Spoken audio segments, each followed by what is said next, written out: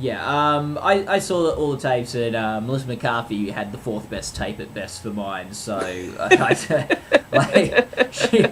think Martha Plimpton had a great tape, Laura Linney had a great tape, and Amy Poehler had a great tape. And maybe this was a category where the votes were just split amongst a lot of people, and you didn't need as many votes to actually pull through here.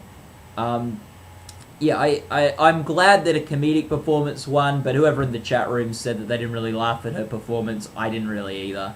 So, you're not on your own there. Someone here in the chat room, K24 Emmy, saying Melissa McCarthy had a good tape. And I think even though maybe it wasn't my cup of tea and a lot of other people might not have liked it, I guess if you like that show, and people like that show, they watch that show, she was nominated, obviously people support her. If you like that show, if you like that performance, that probably was a good take for her. She did have some showy scenes and stuff. So maybe I'm judging too much on my own taste as opposed to the merits of the tape objectively. I think the fact that she portrays an overweight woman desperate for love is the main emotional connection between her and the voters here. And I think it's a very selfish, empathetic one.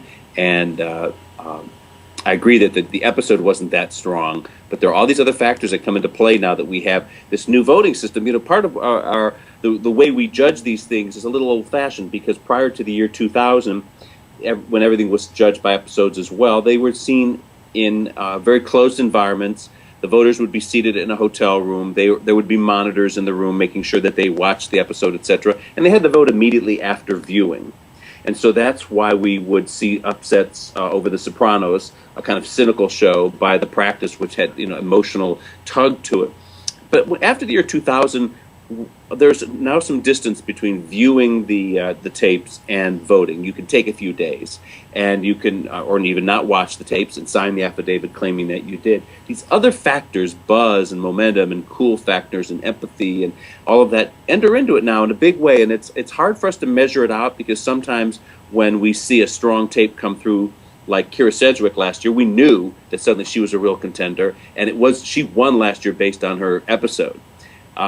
And then sometimes it doesn't matter at all. Go figure. Yeah. Someone has said, didn't Rob put her in second on his ranking? I think he might. I know that Rob was probably the editor that was not underestimating her chances as much as the rest of us. So is Jon Hamm doomed for the Emmys since he couldn't win for The Suitcase? What do we think, guys? Is Jon Hamm just too handsome and too cool to win an Emmy? Well, wait a minute. Kyle Chandler has the handsome thing going on. So that was a theory we were all kicking around before, which is he's too good looking to win. And that is a factor we see across the board at Hollywood Awards, where the studs don't win at the Oscars. You know, Brad Pitt doesn't have an Oscar, Leo DiCaprio, and on and on. But sometimes because of the heavily male vote of these awards, there seems to be a message of the male voters saying, you young, handsome studs, you've got the dames, you've got the money, you've got the fame. Here's something you can't have, this Emmy or this Oscar. We're drawing the line here. This you can't have. You have to be denied something. And that's an interesting theory, and I'm sure that there's a lot of truth to it to some extent. But it suddenly all explodes when you see Kyle Chandler winning this, because he's a very, very handsome guy. Look, there's something else. The Suitcase lost across the board. It lost writing. It lost for Elizabeth Moss. We were thinking this was the secret weapon that could translate into victories across the board. And hasn't Mad Men won the writing award every single year? How could it be the one year that it loses for its greatest episode that's ever written? My God, that's insane. So maybe we have been overestimating The Suitcase and underestimating other things. I don't know. Well, we had this year 2 episodes. We had and I think since Whitecaps, we haven't had this with any other drama episode. And this is an episode that was nominated for writing, nominated for writing, submitted for lead actor, submitted for lead actress, and also put on a drama series reel. And you had both of these 2 episodes sort of competing against each other on all these different fronts. And I think we were all thinking that The Suitcase was going to be the big winner on the day.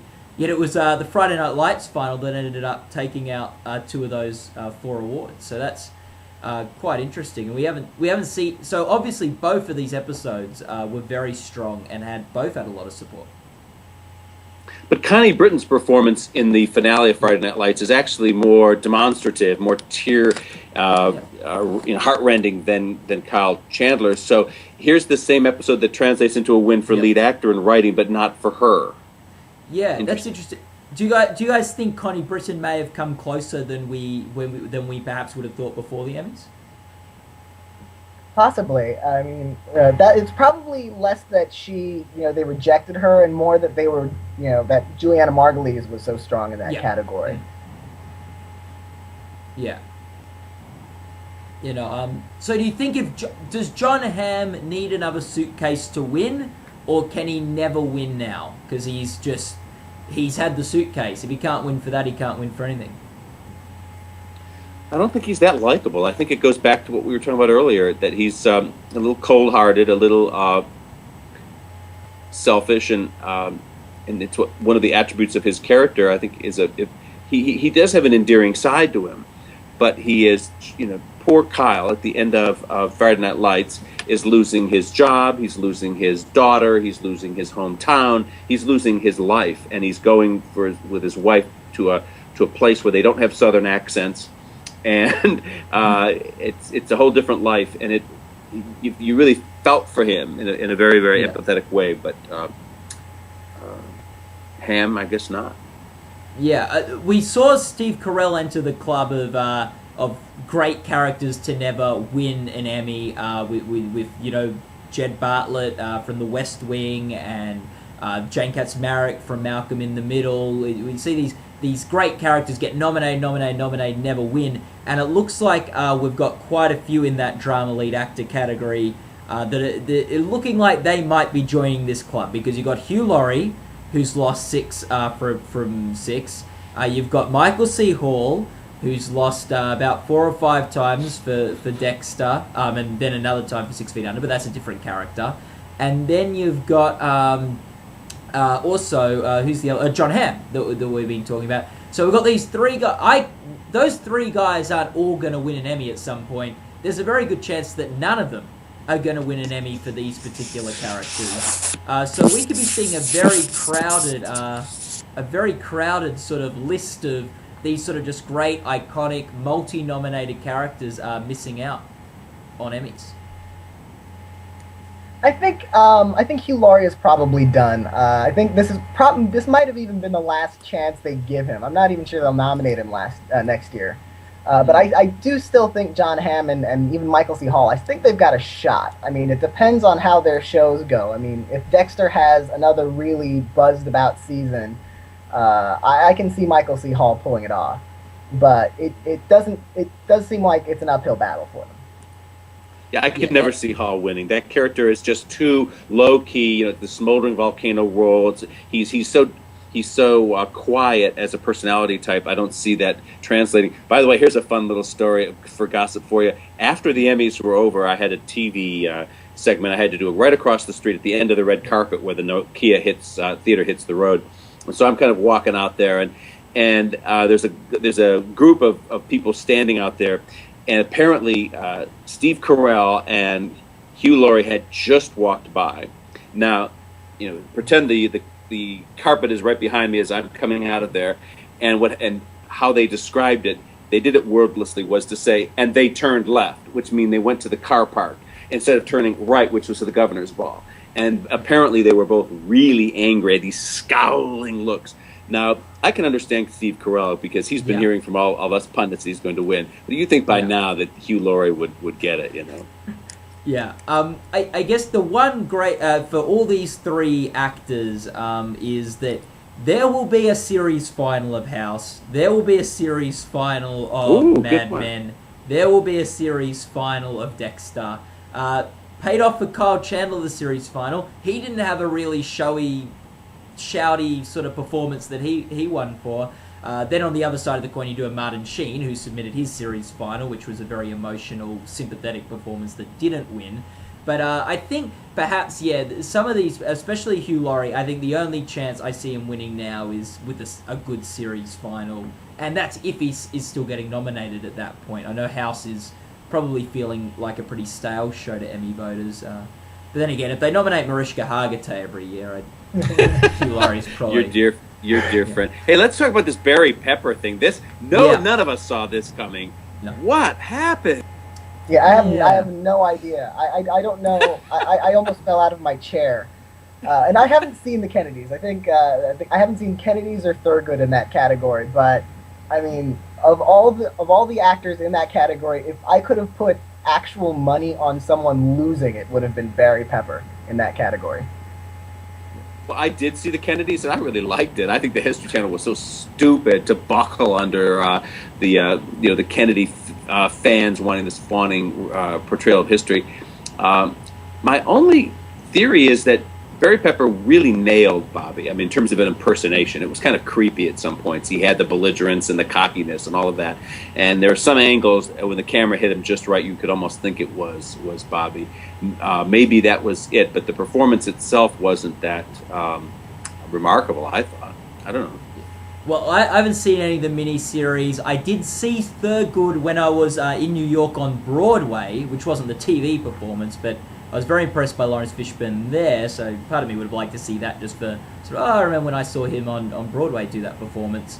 So I was just going off everywhere. Now, I'm going to wash my hands. I'm going to Pontius Pilate this one and wash my hands. I didn't see any of the performances. I was just doing what everyone else was doing. Yeah. We had a question in the chat room, which I think is quite an interesting one, because I did say there's this club of famous Emmy-losing characters, just as these iconic TV characters that never win an Emmy, even though they're nominated a lot. And someone has said, can Steve Carell come back? Do you think Steve Carell can win in guest acting next year for The Office? And I think that is a good asterisk to perhaps put next to Steve Carell or Michael Scott's name, because his show isn't over. He can always come back and do a little guest role. And I know as a fan of the show, I would really hope whenever they have their series final that Steve Carell comes back. What do you guys think? Is it over for Steve Carell? No, I think it probably is. For him to lose 6 times for Best Comedy Actor, and then for him to do a cameo in the finale and win Guest Actor, it would almost seem sort of sad. It would be just sort of like this, this downgrading of him that he wouldn't even get to accept at the ceremony. He would have to be at the Creative Arts Awards. So I don't think it would happen. If they didn't like him enough for Goodbye Michael and lead actor, I don't see him winning guest actor unless he's hosting maybe Saturday Night Live and not playing Michael Scott. Well, I disagree because I think that it's a very good question, Matt, and I believe that it would depend, of course, how they scripted his role. I was a big proponent of him picking Garage Sale as his episode this year because he was more sympathetic in that, and I did not like the finale. I liked the second half of the finale, but the first half, because I was a reluctant fan of the show. I didn't get it at first when everyone else was loving it, and I just invested the time to watch it, and then I suddenly got it and started to like it, and so when it came to the end, I had an emotional connection with this show because I had resisted and fought it and then caved it to and saw its charm. So we'd been on a little journey, me and this show together, right? So I had high expectations for the finale. I really wanted it to zing me, and I thought the first half of it was so boring, and Michael Scott was so annoying, and I thought, oh, come on. And then, of course, he has some redeeming moments later on, but if they got it just right in terms of the likability factor in a cameo for him coming back in the finale of the whole series, I could see him winning for that. Yeah. And the second tape, really, I've been really wanting Carell to win this Emmy for a very long time. So the third season when he had that tape, I just really wanted him to win. And I was so worried when John Galecki got that nomination this year. I was oh no, this has given Parsons a really good chance to repeat this year, and I still kept Carell in top, but I was very concerned.